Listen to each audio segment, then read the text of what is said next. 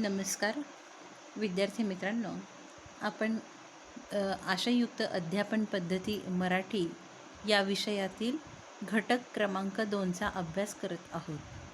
घटक क्रमांक 2मध्ये 2.1 मातृभाषा मराठीचे स्वरूप हे आपण मागच्या व्हिडिओमध्ये अभ्यासले.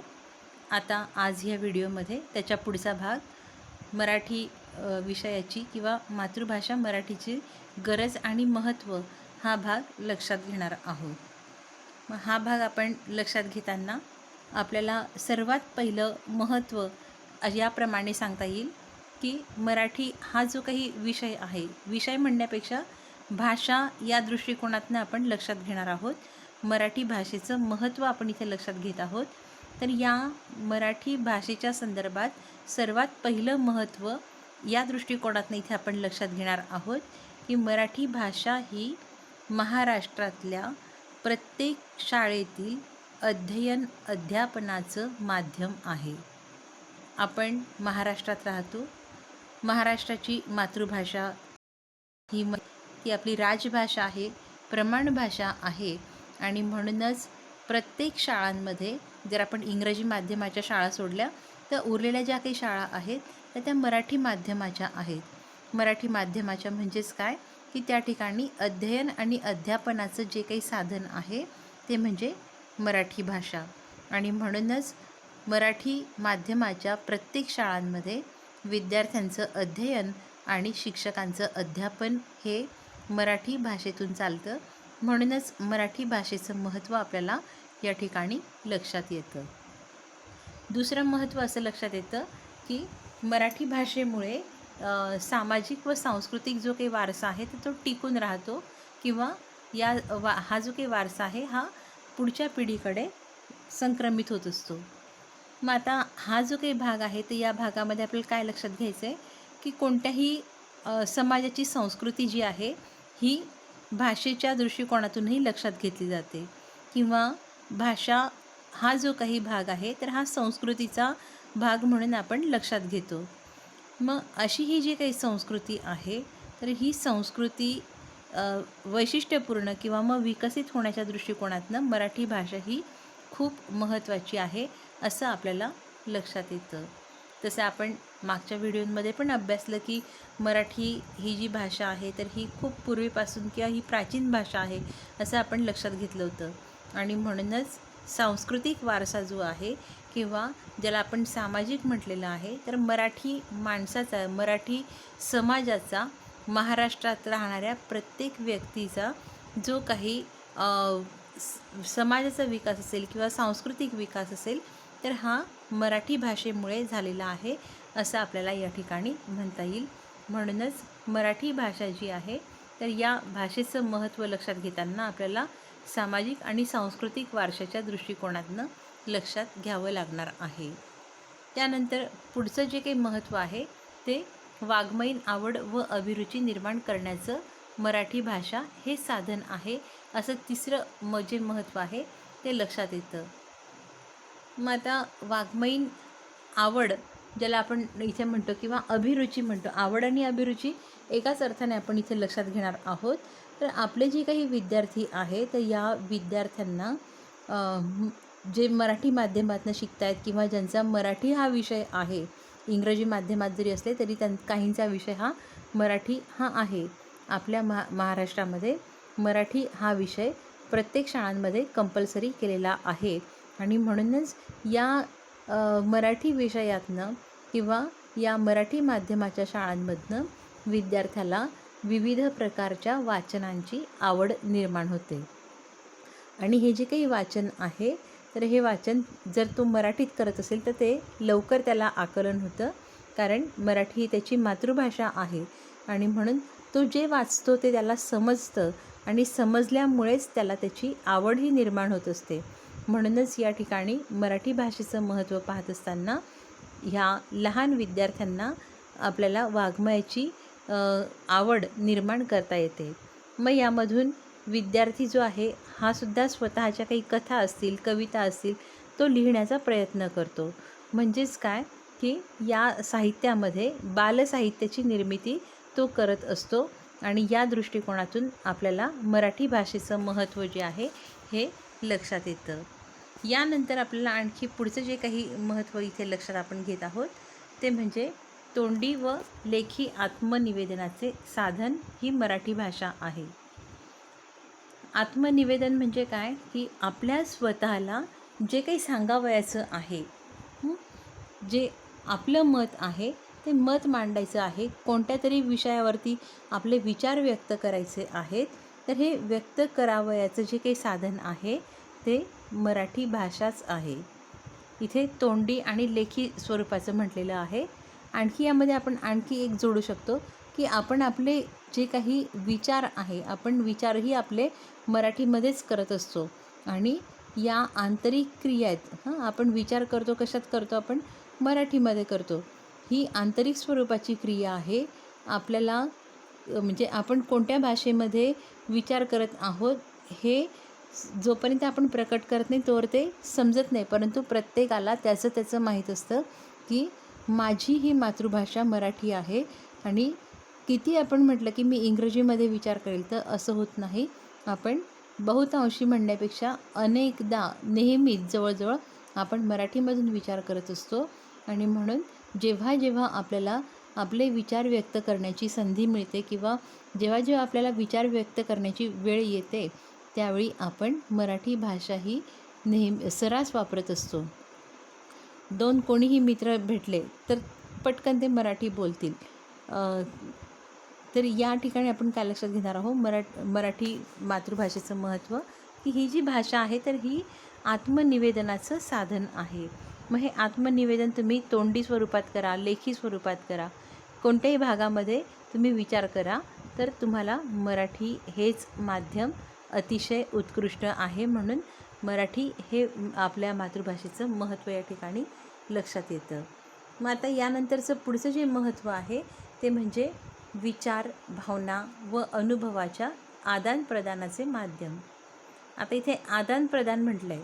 आदानप्रदान म्हणजे काय, की दोन व्यक्ती असतील किंवा दोनापेक्षा जास्त व्यक्ती असतील तर या परस्परांमधले जे काही विचार असतील, भावना असतील किंवा अनुभव असतील तर या तिघांच्याही देवाणघेवाणीचं साधन आपली मातृभाषा मराठी आहे.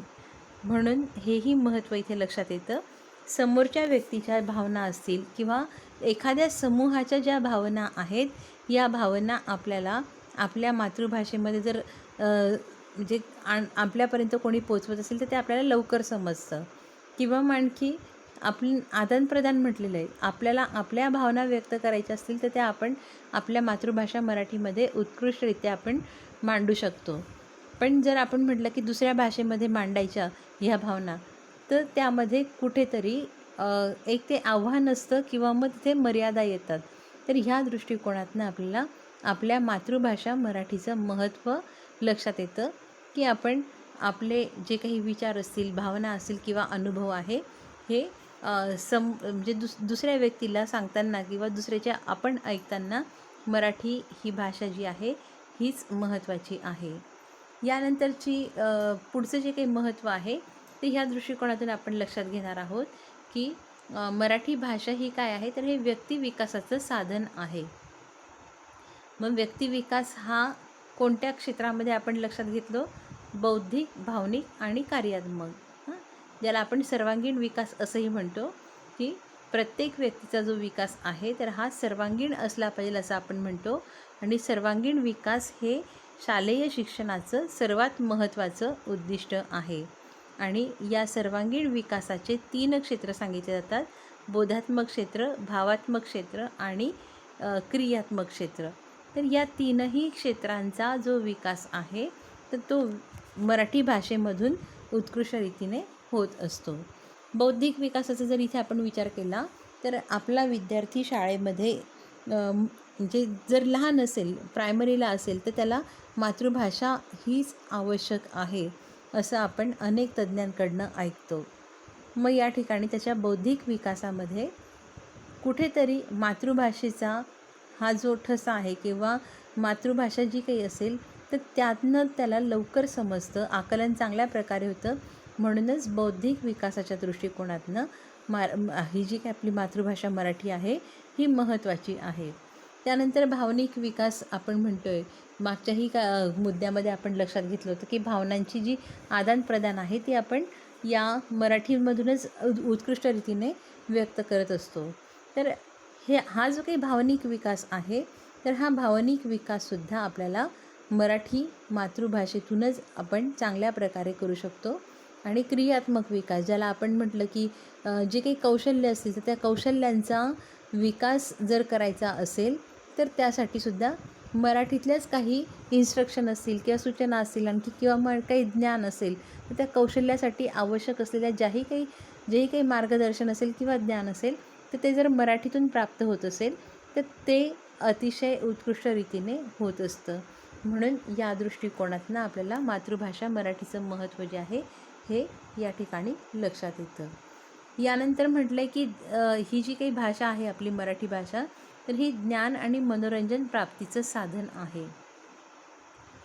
म्हणजेच काय, तर जसं आपण मागच्या मुद्द्यामध्ये बघितलं की सर्वांगीण विकासाचं साधन आहे आणि सर्वांगीण विकासामध्ये तिघही प्रकारचं आपण क्षेत्र विकसित झाले तर आपण म्हणतो. तर त्याचप्रमाणे याही मुद्द्यामध्ये म्हटलं आहे की मराठी ही जी काही आपली भाषा आहे तर ही प्रत्येक व्यक्तीला ज्ञान प्राप्त करून देण्याचं महत्त्वाचं साधन आहे. आपण दैनंदिन वर्तमानपत्र वाचतो, हे आपल्याकडे मराठी विषय म्हणजे मराठी माध्यमामध्ये उपलब्ध आहे, मराठी भाषेमध्ये उपलब्ध असतं. आपण जेही काही न्यूज चॅनल्स बघतो तर ह्या न्यूज चॅनलमध्येही आपण इंग्रजीचा जे काही चॅनल असतो तो ॲवॉइड करतो आणि मराठी भाषेतल्या ज्या काही बातम्या आहेत त्या आपण लवकर ऐकतो. तर हे वर्तमानपत्र असेल किंवा इतर काही पुस्तकं आहेत किंवा मग आपण जे इंटरनेट म्हणतो तर त्यातही जर मराठीत काही मजकूर उपलब्ध असेल तर आपण आधी तो बघतो आणि त्यातनं आपण ज्ञान प्राप्त करतो. म्हणजेच काय आहे की आपला हा जो काही सामान्य मराठी विद्यार्थी आहे, व्यक्ती आहे, तर यांना हे जे काही ज्ञान प्राप्त करायचं असेल तर ते प्रामुख्याने मराठी भाषेतून प्राप्त करत असतात. आणि पुढे असं म्हटलेलं आहे की हे मनोरंजनाचं साधन आहे. मग मराठी ही जी भाषा आहे ही आपल्या घराघरांमध्ये बोलली जाते. लहानपणापासून प्रत्येकाच्या कानावरती मराठीच भाषा येत असल्याने मनोरंजनाचं साधनसुद्धा मराठीच आहे. मग मराठीचं वाचन हे एक मनोरंजनाचं साधन आहे. दूरदर्शनवरचे कार्यक्रम असतील, सिनेमा असतील, त्यानंतर काही नाटकं असतील किंवा मग आणखी आपल्या मंडळाचे छोटे मोठे कार्यक्रम असतील तर हे सादर करण्याचं किंवा हे प्रेक्षक म्हणून आनंद घेण्याचं जे काही साधन आहे तर ते मराठी हाच भाग आहे किंवा मराठी हीच भाषा आहे. आणि म्हणून आपल्या महाराष्ट्रातल्या प्रत्येक व्यक्तीसाठी मराठी ही जी काही भाषा आहे तर ही ज्ञान मिळवण्यासोबतच मनोरंजनाचं साधन आहे असं आपल्याला या ठिकाणी लक्षात येतं. यानंतर आणखी एक महत्त्व या ठिकाणी सांगितलेलं आहे ते म्हणजे की मराठी भाषा जी आहे तर ही सृजनात्मक शक्तीचा विकास करते. मग आता सृजनात्मक शक्ती इथे म्हटलेलं आहे किंवा मग सृजनशीलता ज्याला आपण म्हणतो तर ही एक प्रकारची पॉवर आहे, ही शक्ती आहे. ही नेमकी काय आहे?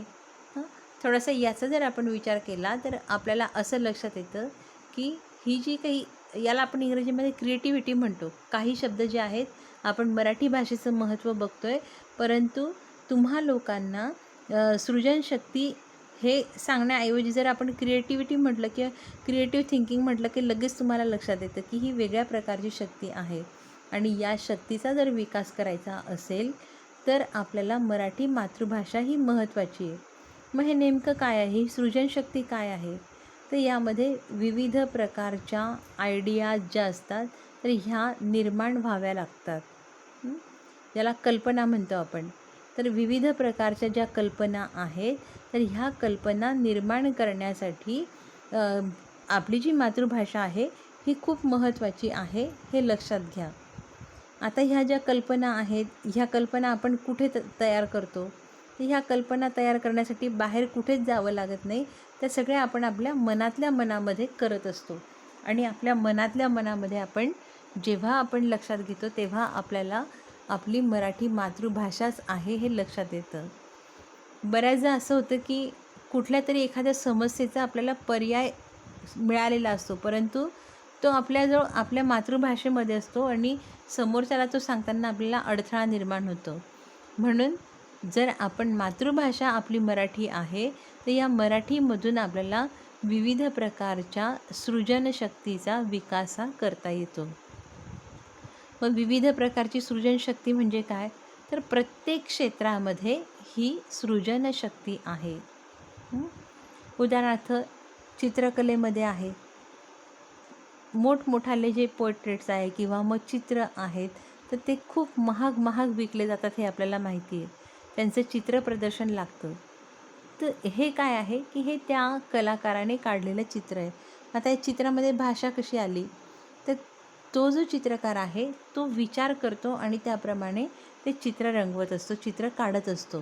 ते चित्र काढण्याची कला तो ज्यावेळी शिकलेला असतो त्याचा तो क्रियात्मक विकास असतो, तर तो सुद्धा त्याचा भाषेमुळेच झालेला असतो, हे इथे लक्षात घ्यायचं आहे.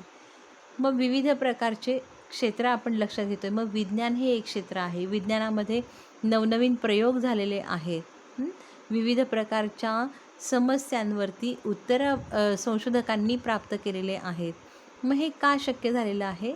तर हे त्या क्षेत्रातील जे काही तज्ज्ञ लोक आहेत किंवा संशोधक आहेत, तर ते त्यांच्या मातृभाषेतनं खूप विचार करतात आणि तसं ज्ञानभाषासुद्धा आपण इंग्रजीचा जिथे आवश्यक असेल तिथे वापर करू शकतो. परंतु सृजनशक्ती जी आहे, या सृजनशक्तीच्या विकासासाठी जे पोषक असं वातावरण लागतं, त्या पोषक वातावरणामध्ये सुद्धा मातृभाषेचा मोठा प्रभाव पडतो.